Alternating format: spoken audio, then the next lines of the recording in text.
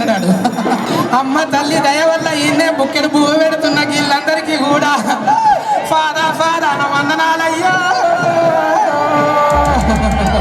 ఉంటాడు ఇంటికో సత్తిగాడు ఉంటాడు. అజయ్ అని అన్నాడు, మా సందులో కూడా సత్తిగాడు ఉన్నాడు అన్నాడు.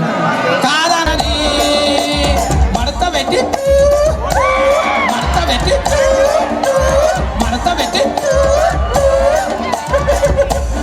ఈ నడమ మడత పెడుతున్న ఏంటివి కుర్చీలు టేబుల్ మడత పెడుతున్నారు.